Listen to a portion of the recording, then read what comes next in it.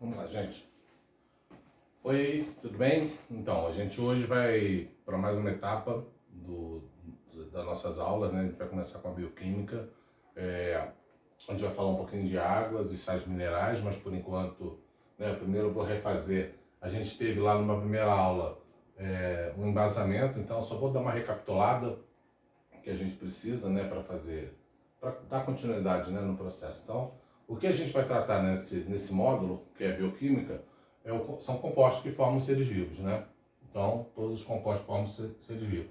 Eles são divididos em dois tipos, né? Substâncias inorgânicas e substâncias orgânicas. Nas substâncias orgânicas, a gente vai ter, no caso da biologia, a gente vai estar falando de águas e sais minerais, mas a gente sabe que a gente tem ácidos, bases, metais, tudo isso vai ser tratado lá na química, com o material que eu vou estar fornecendo para vocês. E lá na frente a gente tiver mais um professor vai estar tratando diretamente sobre esse assunto para vocês. E aí a gente vai estar mais esmiuçado essa atividade. Então, na composição inorgânica, a gente vai tratar primeiramente de água e sais minerais. Nas substâncias orgânicas, a gente vai estar falando de carboidratos, proteínas, lipídios, vitaminas e ácidos nucleicos. Qual é a principal diferença entre eles? É o tamanho, a quantidade de energia e principalmente a composição química, né? Vale lembrar que diferença é essa na composição química que a gente está falando? A gente está falando do seguinte: todo material orgânico a gente vai ter uma moléculazinha lá que a gente sempre está falando dela, que é o carbono, né? Então, quando você, por exemplo, for falar de química orgânica, a gente chama de química do carbono porque a química orgânica, todas as moléculas possuem carbono na sua composição química. Então, né, na estruturação molecular, na estruturação da composição, tem carbono nela, né? Na inorgânica, normalmente, ela vai ser menor, vai ter menos energia para dissipar, né? Os elementos, então, são carbono, hidrogênio, oxigênio e nitrogênio, né? E aí é um exemplo da água, né, no caso. O fósforo, ATP, DNA e RNA, que vai ter a composição. Enxofre, algumas proteínas e enzimas. Por isso a gente chama de CHOPS, né? Então, carbono, hidrogênio, oxigênio, nitrogênio, fósforo e enxofre, né? Os símbolos químicos. Então, vocês vão ter que estar sempre...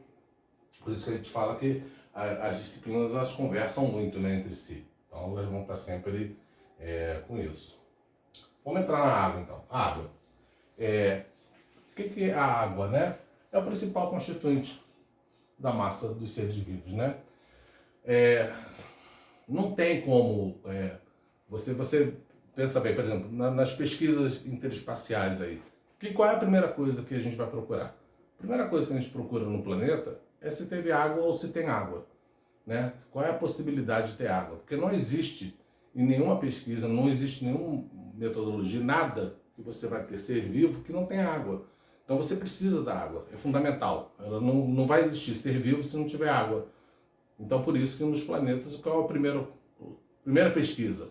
Tem água? Teve água? Qual é a chance de ter água no lugar?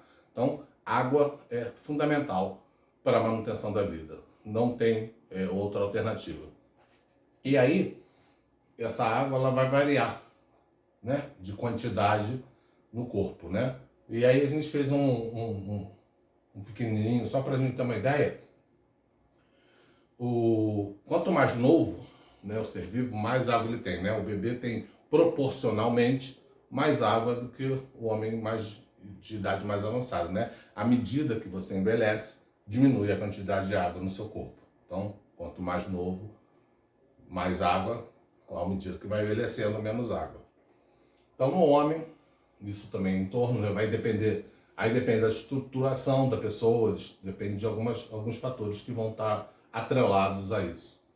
No homem, mais ou menos 70%, um caracol, mais ou menos 80%, os fungos, 91%, um alface tem 95% de água. Uma água viva vai ter 95 a 96% de água. Então, quando você vê uma água viva, os tentáculos, é menos de 5%.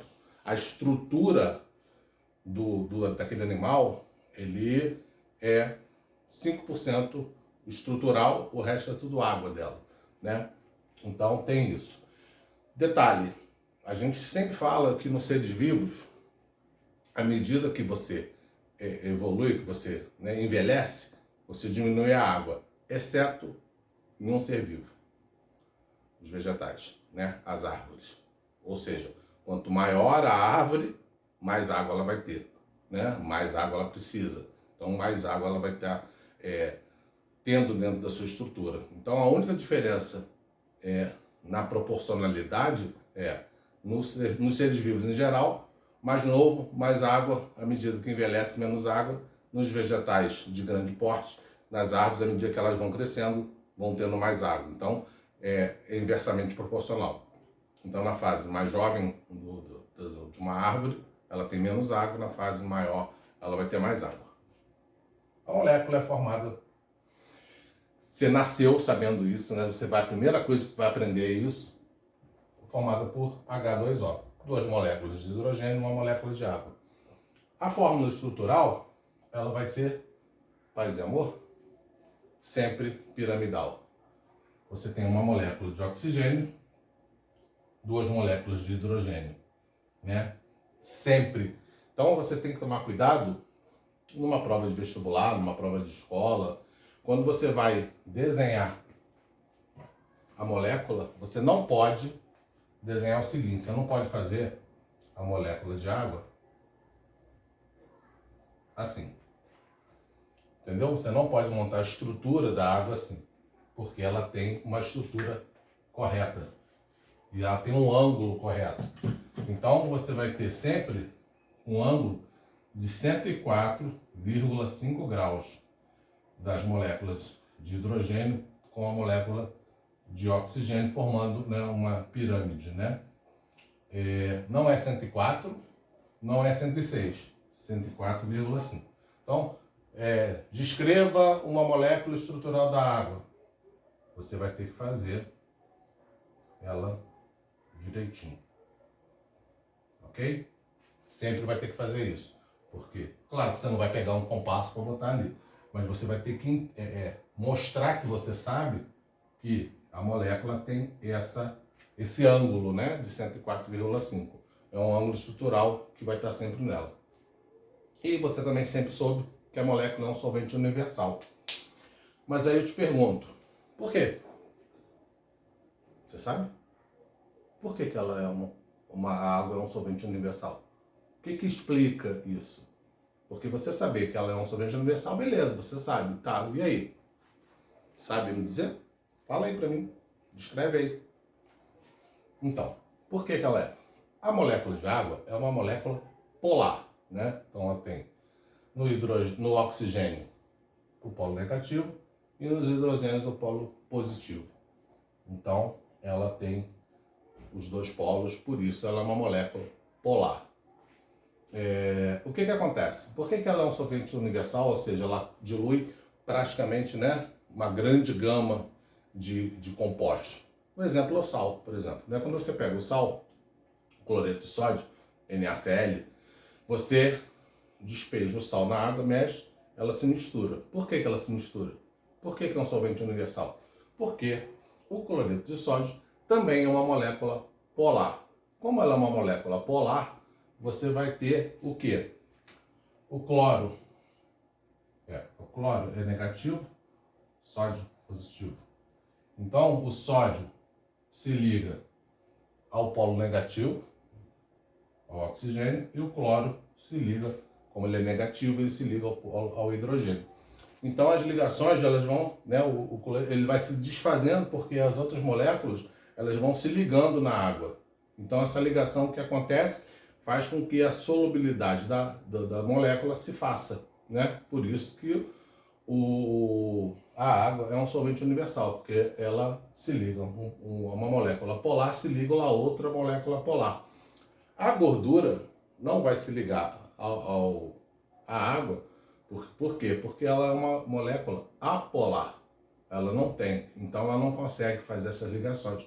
Por isso que gorduras e óleos ficam separados na água, né? A gente consegue, ela dá uma misturada lá no início, mas quando aquilo para, você consegue identificar existe, né, a divisão, né? Você consegue visualizar, né, aquela posição em relação às moléculas, né? Você consegue separar, entender naquela mistura o que é água, o que é gordura. Já com as moléculas que são polares igual à água, você não consegue justamente porque o solvente universal vai acontecer, tá bom? Dá um print aí que eu vou mudar a tela um minutinho para você em 3, 2, 1. Voltando. Então vamos lá, continuando. Então, quando a gente falou das substâncias, então a gente está falando do seguinte: substâncias polares, que são que dissolvem bem a água, são chamadas de substâncias hidrofílicas. E as substâncias apolares que não apresentam afinidade com a água são chamadas de substâncias hidrofóbicas. Aí a gente também tem outra coisa, né? A importância da água. Então, são 3 propriedades grandes: é a alta tensão superficial, coesão e adesão. O que é isso aqui? As ligações que são feitas entre as moléculas de água, elas determinam uma alta tensão superficial, né? Ou seja, as ligações delas entre as moléculas, elas são muito fortes, né? Não são fáceis de romper. E essas ligações são feitas por pontes de hidrogênio, ligações de hidrogênio, aí você vai descobrir isso de acordo com... Depende do livro, né? Então vai estar... Mas é a mesma coisa. Eu normalmente falo pontes de hidrogênio. Então essas pontes de hidrogênio formam ligações que forçam, né? Que são bem firmes, né? Então existe uma alta tensão na superfície da água. Então, por isso que quando você, por exemplo, se você cair na água, você não deve cair, né, de lado, porque você vai ter uma superfície maior, tu vai bater ali, tu vai se quebrar todo. Então, certo é você cair reto, porque você consegue passar com mais facilidade por essa tensão superficial, né? Óbvio que eu estou falando de uma altura grande. Uma outra coisa, essa tensão superficial, como é que você determina ela? Você consegue ver ela nos insetos, principalmente, nos lagartinhos que andam na água, porque eles são muito leves, eles não conseguem, por conta dessa tensão, romper essa barreira. Uma outra experiência que você pode fazer em casa. Se você pegar um copinho d'água, enche ele até a boca e vem com seu dedinho, devagar. E quando você coloca o dedo, você sente, e você coloca ali a mão, você vai sentir uma tensão. A água, até você romper isso, você vai ter uma certa dificuldade. E é isso que faz a tensão superficial. Então essas ligações são muito resistentes, né? A gota d'água, né? Então por que cai a gota? Porque as ligações estão lá bem firmes, tá? Então isso determina uma das propriedades da água, né? Então você tem a coesão e a adesão, que é responsável pela capilaridade, né? Então a adesão, você pegar um papel, quando você coloca uma gotinha d'água no papel, a água vai, né, se espalhando no papel. Então, quando você molha seu caderno, você perde seu caderno, porque a tinta, né, não mancha tudo. Então, se você fizer uma régua ali e botar, você vai ver que vai passar por ali. Por quê? Porque essa adesão que a água tem nas moléculas do papel é muito fácil. Então, ela vai andando, né, como se fosse andando, caminhando ali, e se espalhando e tomando conta daquilo tudo ali. Então, se você molhar mais ainda, então você perde rapidamente todo esse conteúdo. Uma coisa que é fundamental é a termorregulação da água. E o que é isso? É a capacidade que a água tem de evitar a variação de temperatura, né? Por quê? Porque ela tem um alto calor específico. E o que significa alto calor específico? Significa que para a água ter uma variação de 1 grau Celsius, ela precisa de muita energia, ela precisa gastar muito tempo, jogar nela muita energia. Tanto para variar para mais, quanto variar para menos. Você imagina, o ponto de congelamento da água é 0 grau, né? Se a gente aqui, por exemplo, eu moro em Teresópolis, né? Estou em Teresópolis. Quando chega no inverno aqui, chega a bater 5 graus, né? 3 graus. Você imagina se a água não tivesse esse alto calor específico e congelasse a 15 graus. Né? Todo mundo morria, porque aqui 15 graus é vírgula, né? Então chega fácil. Então esse poder, esse alto calor específico, ajuda no controle da temperatura, principalmente corporal, né? Então você tem essa coisa. Por quê? Porque como a gente tem como reagente, né, a água, por exemplo, a água também é ótimo, porque a gente precisa da água para o metabolismo funcionar, para carregar, para carregar né, teu metabolismo, tuas enzimas, tuas proteínas, tudo, teu sangue para fluir, né? O que tem no sangue? Tem água no sangue. Eu preciso ter isso aqui lá. É reagente porque ela participa, né, dessas reações químicas. Então a gente, por exemplo, tem hidrólise e síntese. Você imagina os aminoácidos, a ligação. Os aminoácidos estão ligados. Então, para que haja a quebra desses aminoácidos, eu jogo água. A água entra, ela faz uma hidrólise, de quebrar. Então, ela quebra essa molécula e completa, né, a cadeia.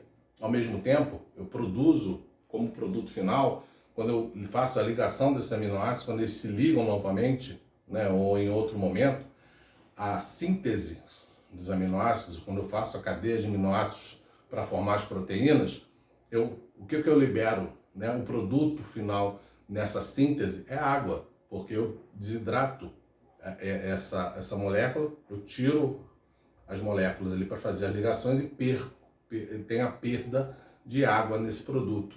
E com isso eu libero água no organismo, né, para produzir, para formar as proteínas, tá bom? Então, lembrando, propriedades fundamentais da água: a alta tensão superficial, a coesão, a adesão, a termorregulação também, né, porque esse alto calor específico, lembrando, vai ser fundamental para a manutenção do ser vivo no geral, né? Para que ele possa manter a temperatura corporal e que não haja variação. Nessa termorregulação, quer ver um exemplo? Um dia de sol, você chega de manhã na praia, a água, né, depois começa de manhã já o solzão, a água está gelada, né? E a areia está quente. Né? Você chega você sente essa diferença de temperatura. Por quê? Porque o calor específico tanto, né, da areia e da água são diferentes, né? O calor específico da areia é mais alto, não, né? Então assim, ele esquenta mais rápido, né? Por isso que às vezes você está na praia e a areia está muito quente e a água está muito fria. Quando você chega no final do dia, como esse controle da areia, como ela não tem um alto calor específico, o que acontece? Às vezes, né, você vai ver o quê? A areia vai estar fria e a água vai estar com a temperatura um pouquinho mais elevada. Por quê? Porque primeiro que ela demora muito para esquentar. Quando ela demora muito para esquentar, ela demora muito para esfriar, né? Porque ela já manteve a temperatura há muito tempo. A energia que está sendo liberada na água está sendo muito grande durante muito tempo. Então, no final do dia, a tendência e óbvio que acontece, você vai perceber isso no final do dia, no início do dia a areia está mais quente, a água está mais fria, e no final do dia é o contrário. A areia esfria muito rápido, porque ela não tem como segurar, porque ela não tem um alto calor específico, e você vai botar o pezinho na água e vai ver a água um pouco mais quente. Legal? Acho que a água, basicamente, a gente pode, né, fazer um bate-bola sobre isso. Para quem quiser acompanhar a gente, vai estar essa aula vai estar disponível no YouTube, no canal do YouTube do curso. O curso é o curso Alto Grau, né? A gente está começando esse ano, tem muita coisa acontecendo. O material dessa aula vai estar disponível lá na página, né? Na página do curso, né? Quem tiver interessado em fazer o curso, é só chegar junto com a gente lá, né? A gente está fazendo um preço legal para fazer isso. Lembrando que esse ano a gente vai ter o curso voltado para biologia e técnicas de redação com o professor, sou eu, professor Marco Aurélio, né? Para quem já me conhece, para quem não me conhece, muito prazer. Sejam bem-vindos. Espero que vocês assistam às aulas, que vocês participem. E vai ter técnicas de redação com o professor Eduardo Moreira, que é o meu filho, que é professor de português também. Junto com isso, eu vou estar disponibilizando para vocês, dentro do meu pacote, todo o material de física e de química, com o material, né, com apostilas e lista de exercícios para vocês fazerem. E espero em breve a gente estar com mais alunos. Convide o pessoal para vir, tá? Assistam as aulas.